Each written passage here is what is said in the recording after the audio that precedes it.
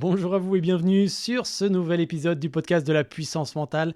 J'espère que vous allez bien, évidemment, et je suis vraiment très heureux de vous retrouver aujourd'hui pour cet épisode. Soyons très honnêtes et très transparents. C'est un petit peu un pavé dans la mare où justement je vais vous parler des 4 grands risques du développement personnel que j'ai vraiment identifiés depuis maintenant. Ça fait à peu près 20 ans que j'évolue, que je baigne dans cet univers du développement personnel, de la croissance personnelle.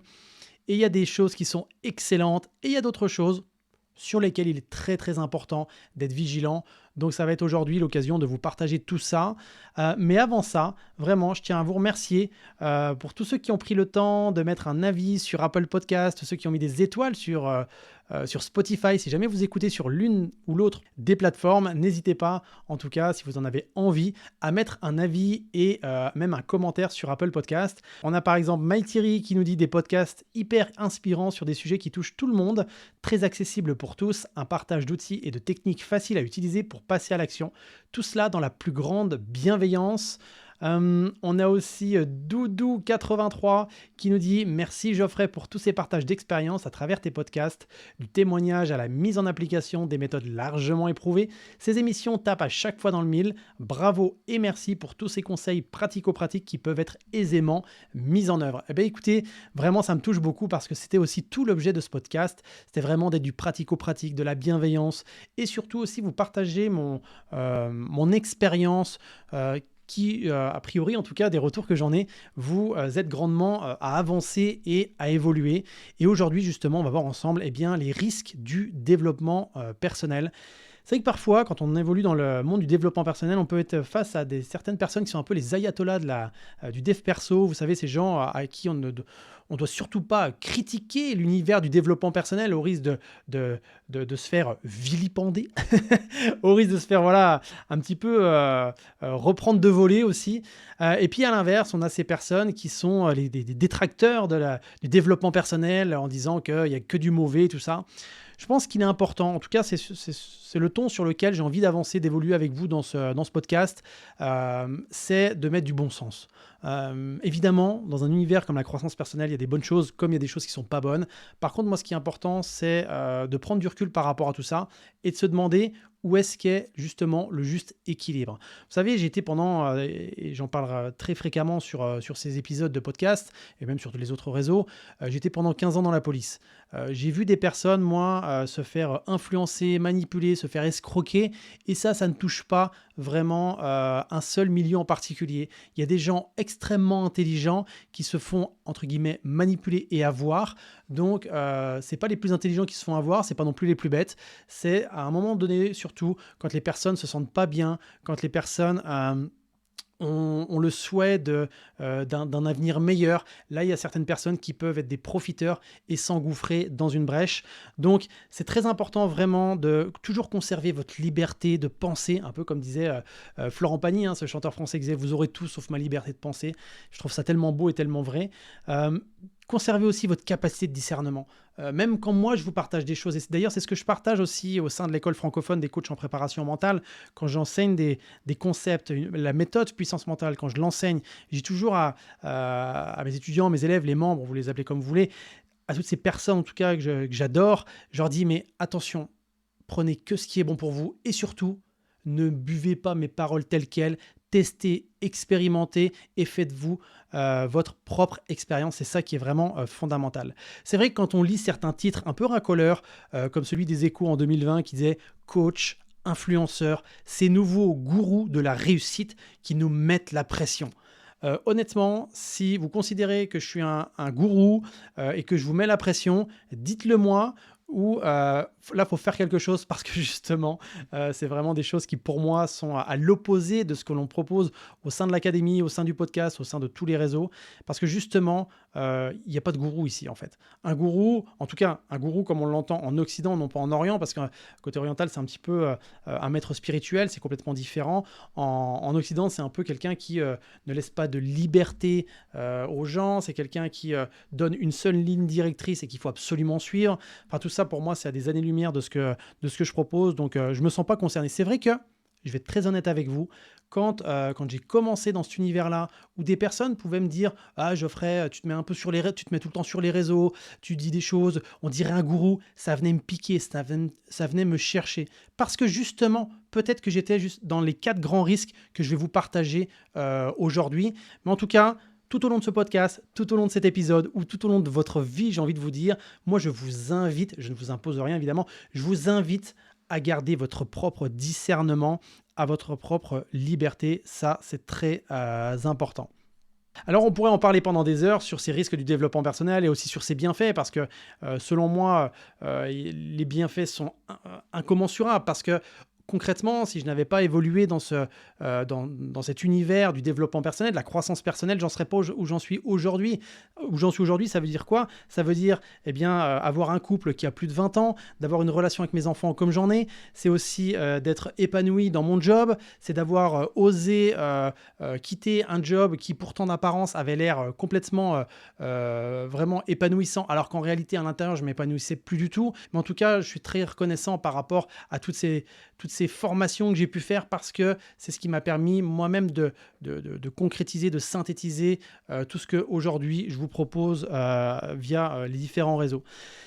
Donc, concrètement, on y go, on part sur les 4 grands risques. J'ai pas dit 3, j'ai pas dit 6, j'ai dit 4. Pourquoi j'ai dit 4? Tout simplement parce que notre temps aussi est limité et je pourrais en parler pendant des heures, mais j'ai vraiment identifié les 4 plus gros risques.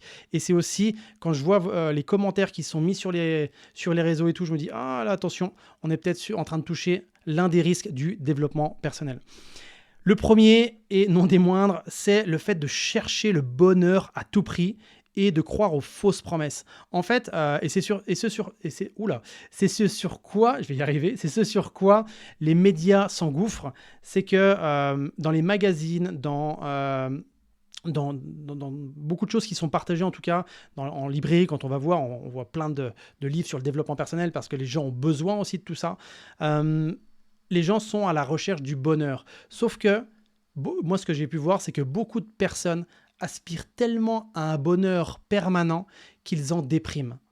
C'est un truc de fou. Je vous répète, certaines personnes aspirent tellement à un bonheur qui soit permanent, H24, être dans du bonheur, qu'ils en dépriment, parce que s'ils n'atteignent pas ça, égale je suis malheureux. Si je suis malheureux, je dois mettre des choses en place pour être heureux. Et du coup, c'est tout le temps le serpent qui se mord la queue. Ils n'arrêtent pas, ils sont dans l'action, ils font plein de choses, ils n'arrivent pas à être heureux. Et moins ils sont heureux, plus ils font de choses, etc. etc. Donc c'est vraiment parfois très problématique pour les personnes, en tout cas qui le vivent, parce qu'elles aimeraient être heureuses, mais elles en arrivent à déprimer. Donc c'est ça aussi qui est un peu compliqué. Tout simplement, pour quelle raison? Parce que c'est vrai que c'est la question qu'on pourrait se poser. La première déjà, c'est que beaucoup de ces personnes se comparent à la vie des autres. Quand je dis se comparent à la vie des autres, et aussi, moi j'ai eu jusqu'à là des gens qui se comparent à ma vie, en disant: oh Geoffrey, t'as l'air super heureux avec Betty, avec tes enfants, Robin et Lucas, t'es super heureux, ça a l'air de toujours être cool chez toi. Oui, c'est une vérité. Mais il y a aussi l'autre vérité qui est celle où avec Betty on n'est pas d'accord, avec les enfants où je me fâche après eux, où parfois ils me voient comme le père le pire du monde.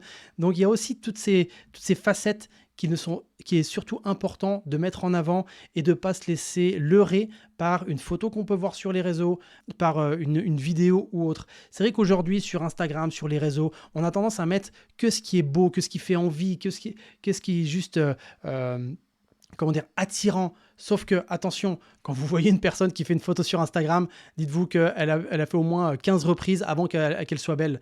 D'accord? Donc, ne vous laissez pas en tout cas berner par ce fantasme de croire que chez les autres, c'est meilleur. Ou en tout cas, chez les autres, c'est mieux que chez vous. Oui, il y a certainement des choses qui sont belles chez les autres, évidemment. Mais de croire que tout est beau, tout est joli que chez les autres et que vous, c'est l'inverse. C'est important aussi de prendre du recul et de ne pas se leurrer, de ne pas se faire leurrer en tout cas par une réalité qui n'est pas la réalité. Parce que concrètement, le risque, c'est dans cette comparaison de voir une situation, une personne qui vous semble être à un niveau de vie personnel ou professionnel qui soit tellement éloigné de là où vous en êtes personnellement que ça vous fait souffrir. En fait, ce qui vous fait souffrir quand on n'est pas bien, quand on est dans de la comparaison, c'est l'écart entre ce que vous êtes et ce que vous avez le sentiment de où se trouve la personne. Et ça, peu importe le lieu, peu importe l'âge que vous avez, peu importe le job dans lequel vous travaillez, plus vous allez vous comparer à une personne et plus vous aurez le sentiment qu'elle est loin de là où vous en êtes et plus ça risque de vous faire souffrir. Donc ce qui va être important vraiment dans ce cas-là, c'est plutôt que d'être à la recherche d'un bonheur, plutôt que d'être à la recherche d'être toujours heureux, posez-vous la question, à quoi aujourd'hui je pourrais dire que je suis heureux? D'accord? Et ça, c'est votre propre définition du bonheur et le fait d'être heureux, d'être épanoui. Parce que concrètement, par exemple, moi, si je vous partage ce qui me rend heureux, moi, ce qui me rend heureux, c'est les choses simples. C'est les moments où je suis en famille, les moments où je me retrouve en forêt, les moments où je me promène avec mon chien, avec Betty, avec les enfants dans la forêt, qu'on va en vacances ensemble, qu'on ait ces moments, qu'on est comme, tiens, hier soir, allongés tous les quatre sur le canapé à se faire des câlins, à regarder un film ou voilà, c'est ça en fait, c'est ça le bonheur. Et évidemment, il y a des moments où on se retrouve dans des hôtels luxueux, des hôtels vraiment sympas. Le bonheur simple, ça ne veut pas dire forcément vivre chichement. Ça peut être aussi être dans des endroits plutôt classe, etc. D'accord? C'est cette capacité à être qui vous avez envie d'être, peu importe l'endroit en réalité. D'accord? Donc, demandez-vous cette définition, vous aujourd'hui. Tiens, si je vous posais la question, quelle est votre définition du bonheur? À quoi vous verriez que vous êtes heureux? Si vous me dites, ah ben, je me sentirais bien. Ok, mais quand tu dis que tu te sens bien, qu'est-ce que tu ressens exactement? Et qu'est-ce que tu fais pour te sentir comme ça précisément? D'accord? On va dans de la précision pour savoir comment finalement être heureux. Parce que très souvent, moi, je me rends compte dans les gens que j'accompagne, c'est que certains se disent, voilà, dans 1 an, dans 2 ans, je serai heureux quand j'aurai atteint tel objectif, quand j'aurai tel emploi, quand j'aurai telle chose, etc. Ok, oui, c'est peut-être une réalité. Mais la réalité aussi, c'est que dès aujourd'hui, vous avez cette capacité de vivre aussi ce bonheur, cet épanouissement, peu importe l'endroit dans lequel vous êtes et dans lequel vous évoluez. Essayez vraiment de parsemer ce qui vous fait plaisir, ce qui vous donne de la joie. Essayez de le parsemer un petit peu dans votre quotidien. Par exemple, si aujourd'hui vous êtes dans un job qui ne vous plaît plus, c'est vraiment voilà, un exemple parmi tant d'autres, mais demandez-vous comment dans ce job, vous pouvez à votre façon, je répète, à votre façon, eh bien faire en sorte que vous ayez de la joie, que vous ayez de l'épanouissement. Certains diront, c'est pas possible. Bah, peut-être que ça l'est aussi. Demande-toi, prends du recul, ne sois pas juste focalisé sur le c'est pas possible, juste focalise-toi sur tiens, et si c'était possible, qu'est-ce que je ferais de différent pour que justement je sois un petit peu plus heureux. Donc c'est ça aussi, vraiment ce grand risque. Le premier grand risque, c'est de chercher le bonheur à tout prix et de croire aux fausses promesses que parfois certains peuvent vendre en disant que justement vous allez avoir la vie idéale. Comme des fois je vois des gens dans le business disent tu vas gagner 10 000 euros par mois. Qu'est-ce que t'en sais? Qu'est-ce que t'en sais? Même si tu as la meilleure des méthodes, il y a tellement de paramètres que tu ne maîtrises pas, que tu ne peux pas affirmer ce résultat-là. Moi, quand j'accompagne une personne, je ne promets jamais un résultat fixe. Tout simplement parce que la personne peut largement dépasser ce résultat, mais aussi on n'est pas maître de tous les tenants et les aboutissants. Exemple, vous êtes préparateur mental pour un champion olympique. Est-ce que vous allez lui promettre la médaille d'or? Bah non. Par contre, vous allez lui promettre une évolution. Vous allez lui promettre que tout ce que vous allez mettre en place, ça va lui permettre de grandir, d'évoluer, de s'adapter, d'être en mesure d'avoir les meilleurs comportements, d'être le mieux dans le flow et dans l'action quand il souhaitera y être. Donc vous voyez, c'est ça aussi. Attention aux promesses qu'on vous fait et prenez du recul. Demandez-vous justement si c'est bon pour vous et déjà si c'est pas de la poudre aux yeux. Parce que très souvent, ceux qui vous vendent de la poudre aux yeux comme ça, c'est des gens qui n'en ont pas un échantillon sur eux. J'explique. Moi, je vois des gens des fois dans l'entrepreneuriat dire voilà, développez votre activité et gagnez 10 000 euros par mois. Ok, mais eux-mêmes ne gagnent pas 10 000 euros par mois. Donc là, il y a un problème. C'est comme si je vous apprenais à méditer tous les jours alors que moi-même, je ne le faisais pas. Donc, c'est ça. Est-ce que la personne qui vous propose les choses a un échantillon de ce qu'elle propose sur elle? Vous voyez, donc ça, c'est aussi, moi, j'aime observer ça et c'est pour ça qu'aujourd'hui, moi-même, je me fais coacher, moi-même, je me fais accompagner parce que je crois tellement dans la puissance du coaching et de l'accompagnement que chaque année, on dépense des milliers d'euros. Quand je dis on, c'est mon entreprise pour justement me former, pour que je puisse progresser, évoluer et me développer encore plus professionnellement et personnellement. Mais les gens que je vais voir pour mon développement et ma croissance personnelle, je regarde si eux, ils appliquent aussi ce qu'ils proposent et où est-ce qu'ils en sont et quel est le chemin qu'ils ont parcouru. Pour moi, ça, c'est fondamental. On passe à la deuxième maintenant, le deuxième grand risque du développement personnel, d'accord, hein. Donc le premier, c'était de chercher le bonheur à tout prix et de croire aux fausses promesses qui, au final, peuvent amener les gens dans quelque chose de négatif tellement ils courent après. Vous savez, c'est un petit peu comme un âne qui court après une carotte qu'il n'arrive jamais à atteindre. Et bien là, le deuxième risque, c'est pareil. C'est un peu comme cet âne qui court aussi après une carotte, c'est de vouloir toujours être positif. Et moi, parfois, j'ai des gens sur les réseaux, soit sur le groupe Facebook Ma Puissance Mentale Passe à l'Action, soit sur Instagram Ma Puissance Mentale. Les gens me disent, Geoffrey, j'essaye d'être positif tous les jours, mais j'y arrive pas, c'est difficile, ça me rend triste. Et là, quand je vois ça, je me dis, oh my God, non, là, il y a une erreur, là, il y a un problème, là, c'est ça le problème, en fait. Le problème, c'est pas de ne pas être positif tous les jours. Le problème, c'est de croire qu'on peut être positif tout le temps, sans cesse, H24, chaque seconde, chaque minute. C'est une pure illusion. Dans votre vie, vous aurez toujours des hauts, vous aurez toujours des bas. Et ce qui est important, c'est quand vous êtes en bas, eh bien, demandez-vous comment faire pour que ça aille mieux. Mais ce qui est important, c'est de prendre en considération qu'il y aura toujours des hauts et des bas. Et effectivement, ça, c'est une réalité. C'est ce que je constate déjà sur moi, sur mon entourage et sur toutes les personnes que j'ai pu former jusqu'à maintenant. C'est que plus vous intégrez des outils comme ceux de la préparation mentale, plus ça va vous permettre justement de rester moins longtemps dans des états qui ne sont pas bons pour vous. Par exemple, la colère, l'agacement, l'anxiété, tous ces états qui peuvent être désagréables à vivre, eh bien, plus vous allez les conscientiser, plus vous allez intégrer des outils et plus ça va vous permettre rapidement de revenir dans cette fameuse zone de maîtrise, cette zone dans laquelle on est bien ou dans cette zone dans laquelle justement nos comportements, nos émotions, nos pensées sont adaptés par rapport à la situation. Donc le but, c'est pas de toujours vouloir être positif. Le but, c'est de prendre en considération son état et de se dire ok, comment je suis et comment je fais pour revenir à un état qui soit bon pour moi. Parce que moi, si j'avais un conseil à vous donner, encore une fois, prenez ce conseil si il est bon pour vous. Mais vivez ce que vous avez à vivre. Si à un moment donné vous ressentez de la tristesse, c'est qu'à un moment donné vous devez faire l'expérience de la tristesse et peut-être que ça va durer quelques secondes, peut-être que ça va durer quelques minutes, peut-être plusieurs heures, mais c'est important de ne pas être dans le déni en disant non, ça c'est pas grave. Parce que je vois beaucoup de personnes dire non, c'est pas grave, il y a pire. Non, mais c'est pas grave, il y a la guerre là-bas. Oui, c'est pas grave, il y a toujours plus grave. Mais le but, c'est pas d'être dans le déni parce que plus vous allez être dans le déni, plus vous allez résister à ce que vous ressentez. Et comme le disait très justement Carl Jung, tout ce à quoi tu résistes persiste. Plus tu vas résister à prendre en considération cette tristesse, cet agacement, cet énervement, cette colère, toutes ces émotions qui ne sont pas forcément agréables, et plus ça va prendre de l'importance. Et après, le risque qu'il peut y avoir aussi, c'est que tout ce que tu n'exprimes pas, tout ce que tu ne vis pas, ça s'imprime dans ton corps. Donc c'est pour ça que parfois, on a un petit peu mal au dos, on a un petit peu mal aux genoux. Tout ça se répercute sur son corps parce que le corps et le mental, vous en doutez, eh bien, c'est tout à fait lié. Donc ça, c'était vraiment le deuxième point. Prenez du recul et dites-vous que c'est normal, c'est vraiment normal, en tout cas je vous partage mon expérience, c'est normal d'avoir des hauts, des bas et de ne pas toujours être positif. Parce qu'imaginez la pression que vous allez vous mettre en disant « je dois être positif ». Puis en plus, j'écoute les podcasts de la puissance mentale. Geoffrey dit que c'est important d'aller toujours de l'avant, de passer à l'action, d'être… Oui, bien sûr, mais pas que. Parfois, moi aussi, il m'arrive d'être triste. Parfois, il m'arrive d'être en colère. Et ça s'appelle être humain. Donc ça, encore une fois, c'est tout à fait normal. La troisième chose, c'est vraiment le troisième grand risque que j'ai pu observer dans cet univers du développement personnel.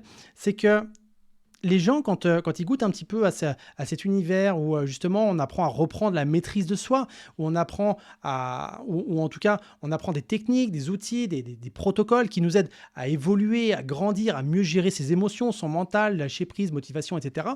On se dit oh là là, pendant des années en fait, ma vie n'était pas belle, ma vie n'était pas ce qu'elle devait être. Et là le risque, c'est que des gens fassent un switch complet entre ce qu'ils veulent être et leur vie d'avant. Et j'ai vu des gens se séparer sur un coup de tête. J'ai vu des gens quitter leur job sur un coup de tête. J'ai vu des gens déménager comme ça du jour au lendemain à l'étranger, pensant que ça allait être mieux ailleurs, pensant qu'ils avaient trouvé le secret de la vie idéale. Donc ils ont tout largué leur vie actuelle, pensant que c'était que du négatif, vers une vie qui était un peu idéale. Et ça, en fait, le souci, c'est un petit peu comme sauter d'un avion avec un parachute en oubliant le parachute. C'est-à-dire que oui, on peut changer de vie, oui, on peut transformer sa vie, mais attention, il y a des choses, il y a des préalables aussi sur lesquels il faut être vigilant. Un, ne pas forcément agir sur l'émotionnel. Posez-vous la question, est-ce qu'il vous est déjà arrivé de dire des choses, de penser des choses, d'avoir des comportements des fois qui dépassaient même votre pensée, ou même qui dépassait la personne que vous êtes. C'est-à-dire que des fois, vous dites « Ah non, mais là, je ne me reconnais pas, en fait. Pourquoi j'ai fait ça ?» Parce que c'est l'émotionnel qui régit tout ça. Donc, oui, vous pouvez larguer tout ce que vous avez aujourd'hui, mais à quel prix aussi? Et est-ce que c'est vraiment une bonne idée? Donc, moi, quand on me demande la question, est-ce qu'il faut que je change de job? Est-ce que, déjà, j'en sais rien, parce que je ne suis pas dans votre situation, je ne suis pas dans vos souliers, je ne suis pas dans vos baskets. Donc, les vrais conseils, quand je dis aux personnes de quitter le lieu dans lequel ils se situent ou la relation dans laquelle ils sont, c'est quand leur sécurité physique et mentale est engagée.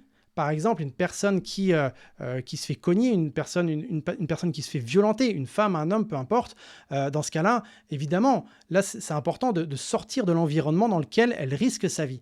Mais maintenant, quand vous voulez transformer votre vie pour avoir une vie meilleure, laissez-vous aussi le temps d'évoluer. Et quand je dis de se laisser le temps d'évoluer, ça ne veut pas dire attendre 15 ans. Ça peut être laisser quelques semaines, quelques mois, laisser les choses reposer en fait. Quand vous avez une idée, une prise de conscience, quand vous avez appris une chose, quand vous avez découvert un nouvel environnement, laissez aussi un petit peu la pâte reposer. Un petit peu comme un boulanger qui laisserait sa pâte reposer pour qu'après, elle puisse faire un joli pain. C'est la même chose. Quand vous avez appris des choses, quand vous avez vécu une expérience de dingue, parce que c'est ça aussi dans le développement personnel, quand on va sur des gros séminaires, comme moi-même j'organise, des séminaires où on a une énergie de dingue, on partage des choses incroyables, il y a beaucoup de vulnérabilité, il y a beaucoup de bienveillance aussi, on ressort de là, on est vraiment puissance 1000, on a envie de changer le monde, et sauf que on risque de prendre des décisions là sur le coup de l'émotion et qui ne sont pas du tout connectés à la raison. Je ne dis pas qu'il faut toujours être raisonnable. Attention, ce n'est pas ça. Mais ce qui est important, c'est de faire attention de ne pas prendre des décisions sur un coup de tête, en fait. Et c'est ça le risque. Parce que dites-vous une chose, c'est que ce ne sont pas forcément les gros changements qui vont vous apporter plus d'épanouissement, mais plus des micro-changements, des petits pas. Vous savez, c'est ces petites actions du quotidien qui permettent de millimétrer votre avancée vers une destination qui est complètement différente que si vous restiez toujours sur le même chemin. Quand j'étais moniteur de tir, c'était quelque chose qui était toujours intéressant. Quand j'étais moniteur de tir dans la police, vous savez, quand on tient une arme à peu près 25 ou 30 mètres, il suffit de bouger quelques millimètres le canon pour que la balle qui va arriver dans la cible, elle soit à des mètres de différence sur la cible. D'accord? Donc c'est ça aussi qui est intéressant, à quel point le fait juste de bouger de quelques millimètres comme ça, vos actions, vos comportements, la façon dont vous communiquez, va vous permettre, vous aussi, de changer votre vie. Pensez-y, juste changez votre communication avec vos proches. Exprimez à vos proches à quel point peut-être vous êtes reconnaissant vis-à-vis d'eux. Exprimez peut-être vos besoins, exprimez peut-être vos envies, vos passions, etc. Demandez-vous comment vous pouvez changer des petites actions, des petites choses pour que justement vous soyez plus épanoui, en tout cas mieux dans votre quotidien. Donc si je pouvais résumer ce troisième point, ça serait de ne pas tout larguer justement sur un coup de tête en disant YOLO, on n'a qu'une vie, allez, one life, et puis on arrive, et puis au final, on prend des décisions, et puis après qu'on peut regretter par la suite. Et là, si on fait le point d'ailleurs, par rapport aux 3 points que je viens d'évoquer, donc 1, chercher du bonheur à tout prix et croire aux fausses promesses, moi-même j'ai cru ça. Moi-même, je me suis comparé aux autres. Moi-même, je me suis dit, oh là là, mais lui, regarde la vie qu'il a, il doit être super heureux, ça doit être dingue, et puis moi j'ai une vie de merde, je suis là à vivre ça, et puis j'ai des galères, je suis dans mes travaux, je suis dans un job qui est pas épanouissant, et je viens de me prendre la tête avec Betty, avec mes enfants, oh là là, c'est malheureux et tout ça. J'étais sans cesse dans de la comparaison. Et j'ai aussi voulu, à un moment donné, être toujours positif. Et j'ai aussi voulu larguer cette vie quand j'étais notamment dans la police en me disant, mais attends, c'est une vie qui me convient plus, allez, je me casse. Oui, mais attends, prends le temps. Tranquillement. Et vous savez, moi j'ai fait ça progressivement, on me pose souvent la question. Moi j'ai mis 2 ans. Sur les 2 années, ça peut paraître long, ça aurait pu être plus court, ça aurait pu aussi être beaucoup plus long, mais je me suis dit, tiens, pendant les 2 années, là, plutôt que de quitter un job comme ça sur un coup de tête, surtout que j'étais au final pas si mal que ça, mais en tout cas, je n'étais pas totalement épanoui, eh bien, j'ai préféré développer mon activité, développer sur les réseaux, me faire connaître, proposer des formations petit à petit pour switcher tranquillement vers un autre job et pas faire sur un coup de tête. J'aurais pu le faire sur un coup de tête, mais je me suis dit en tout cas, en ayant une femme, des enfants, une maison, un chien qui compte sur moi aussi pour remplir la gamelle, et bien voilà, c'est tout ça en me disant, voilà, qu'est-ce qui est bon pour moi à court, à moyen et à long terme. D'accord ? Donc j'étais aussi là-dedans. Donc si vous reconnaissez dans les 3 points que je viens d'évoquer, pas à culpabiliser, pas de souci. C'est juste pour vous faire prendre conscience à quel point, justement, vous pouvez peut-être modifier, transformer ou en tout cas recalibrer certaines choses. Ensuite, le dernier point que j'ai envie de vous évoquer sur les grands risques du développement personnel, c'est que lorsque l'on apprend des choses, lorsque l'on intègre des choses, peut-être même que vous avez entendu des choses sur ce podcast, sur ces épisodes que je vous partage, que vous vous êtes dit « Waouh, c'est génial ça !» Et du coup, vous vous êtes engouffré dans le 4e risque que je vais vous partager. Le 4e risque, c'est lequel ? Roulement de tambour. Je fais vachement bien le roulement de tambour, non ? Vous ne trouvez pas ? Le roulement de tambour... J'en perds mon vocabulaire. Ce 4e risque, c'est le fait de donner des leçons aux autres et de donner des conseils aux autres en pensant qu'on détient la bonne parole. Et ça, je l'ai été aussi là-dedans. Moi, quand je m'étais formé à l'hypnose, j'ai tellement trouvé ça magnifique, fascinant, incroyable, que je voulais proposer des séances d'hypnose à tout le monde. Sauf qu'à un moment donné, Betty, elle m'a dit, écoute Geoffrey, je sais que l'hypnose, c'est quelque chose qui te passionne. Je sais que tu as de très bons résultats sur toi-même. Je sais que aussi, quand tu proposes des séances d'hypnose, les gens adorent ça. Mais maintenant, arrête d'en parler tout le temps. Tu gonfles les gens. Et c'est vrai que quand elle m'a dit ça, j'ai dit ça me fait un peu chier ce que tu me dis là. Mais elle avait tellement raison. À un moment donné, c'est pas parce que vous avez quelque chose qui vous passionne, c'est pas parce que vous avez quelque chose que vous pensez être la bonne solution pour les autres que vous devez donner des leçons aux autres. Parce que le risque, c'est de les saouler et au final, on se rend compte quand on est dans cette démarche-là, c'est que c'est plus notre ego que notre envie d'aider les autres qui prime. Je m'explique. Quand on est dans le « je vais te proposer une solution, tu vas voir qui va t'aider, j'en suis sûr » et tout ça, on est plus en train de vouloir se prouver déjà à soi-même qu'on a découvert quelque chose qui était bon pour tout le monde, alors qu'en fait, n'importe quels outils, c'est jamais bon pour tout le monde à 100%, ça c'est une réalité. Mais aujourd'hui, si un outil, une stratégie, une technique, quelle qu'elle soit, hein, là on parle du développement personnel, ça peut être dans d'autres domaines, elle est bonne pour vous ou pour votre entourage, c'est pas dit qu'elle soit aussi bonne pour d'autres personnes. Donc attention à ne pas donner des leçons et justement, demandez-vous, est-ce que les gens en ont besoin ? Est-ce que les gens ont vraiment envie d'entendre ce que vous avez à leur partager ? Et moi, je me suis rendu compte, honnêtement, que plus j'en parlais, moins les gens me posaient de questions. Moins j'en parlais, plus les gens me posaient de questions. C'est pour ça que je me suis développé sur les réseaux. En vouloir en parler tout le temps à mon entourage, je les saoulais et puis je peux comprendre parce que quand on a quelqu'un qui est passionné à côté et qui parle tout le temps de choses de ce même sujet, ça peut énerver, ça peut agacer, donc ça c'est tout à fait normal.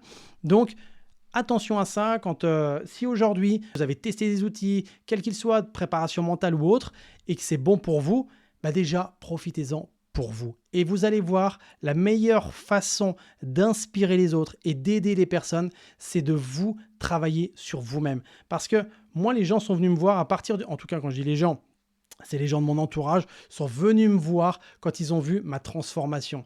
Honnêtement, si vous m'aviez rencontré il y a de ça 20 ans en arrière, j'étais quelqu'un qui faisait des crises d'angoisse, j'étais quelqu'un qui coupait la parole, j'étais quelqu'un qui avait tendance à manquer de confiance en lui. Bref, et petit à petit, de jour en jour, de fil en aiguille, j'ai progressé, j'ai évolué. Je dis pas qu'il y a des jours où j'ai pas confiance en moi, je dis pas qu'il y a des jours où j'ai pas peur. Évidemment, ça c'est toujours. Mais aujourd'hui, le Geoffrey que je suis, à l'âge de plus de 40 ans, eh bien, je suis à des années-lumière, vraiment à des années-lumière. Il y a des gens qui m'ont connu même quand j'étais au lycée ou la période de fac, ils ne me reconnaissent pas parce que je ne suis plus du tout la même personne en fait. Parce que justement, j'ai déjà travaillé sur moi. Donc, avant de vouloir donner des leçons, moi, ce que je vous invite à faire en tout cas, c'est de tester les outils sur vous, de les expérimenter. Et si des gens souhaitent en apprendre un peu plus, voilà, leur proposer évidemment, mais leur proposer et ne pas imposer au risque de les saouler. D'accord? Donc, voilà les 4 grands risques et je tiens vraiment à les mettre en avant parce que c'est ce qui a pu avoir un impact, au niveau des personnes. Moi, j'ai vu des personnes se lancer dans le développement personnel, adorer ça vraiment, grandir, grandir et puis à un moment, ils ont tout largué, ils ont tout arrêté parce que justement, ils étaient tellement dans l'excès en étant un peu des ayatollahs du développement personnel que c'était plus bon pour eux, c'était plus bon pour leur entourage et c'était plus bon non plus pour, eh bien, c'est un peu contre-productif, mais c'était pas bon non plus pour leur croissance personnelle. Donc, je vous résume les 4 points qu'on a vus ensemble sur les 4 grands risques du développement personnel et justement pour aller à l'encontre de ce titre racoleur qu'avait mis les Échos dans leur journal qui est ces nouveaux gourous de la réussite qui nous mettent la pression. Justement, ne vous mettez pas la pression et ne cherchez pas le bonheur à tout prix et ne croyez pas aux fausses promesses. Deux, vouloir être positif, c'est une bonne chose, mais vouloir être positif H24, c'est une illusion. 3, larguez tout en se disant j'ai qu'une seule vie, je largue tout du jour au lendemain. Posez-vous la question, est-ce que c'est vraiment une bonne idée? Est-ce que c'est opportun? Est-ce que c'est bien? Est-ce que c'est à la fois autant émotionnellement challengeant et aussi raisonnable? Et enfin 4, quand vous grandissez, quand vous évoluez, attention peut-être au fait de ne pas donner trop de leçons aux gens au risque de les saouler et au risque de passer pour quelqu'un que vous n'êtes foncièrement pas, parce qu'on le sait très bien, quand on donne des conseils, quand on a le sentiment de proposer des choses, intérieurement, même si on sait qu'on ne fait pas de mal, les personnes peuvent le percevoir comme ça. Donc, gardez votre discernement, conservez votre liberté, votre état d'esprit, votre esprit d'analyse. Et quand des gens vous critiquent, demandez-vous en quoi, peut-être, d'une partie, ils ont raison dans ce qu'ils disent. Voilà pour cet épisode, j'espère qu'il vous a plu, j'espère en tout cas qu'il a mis en éveil certaines choses. J'ai vraiment avancé sans langue de bois, avec beaucoup de transparence. Si vous avez des questions, n'hésitez pas. Si vous pensez que cet épisode peut aider d'autres personnes, n'hésitez pas aussi à le partager. Et je vous invite aussi, si vous êtes sur Spotify ou Apple Podcast, de mettre un avis avec des étoiles. Ça nous aide énormément et je vous en serai très reconnaissant. Et peut-être même qu'un de vos avis sera lu à l'antenne la prochaine fois. Merci à tous, prenez soin de vous, prenez soin évidemment de votre croissance personnelle et je vous dis à très vite. Bye tout le monde.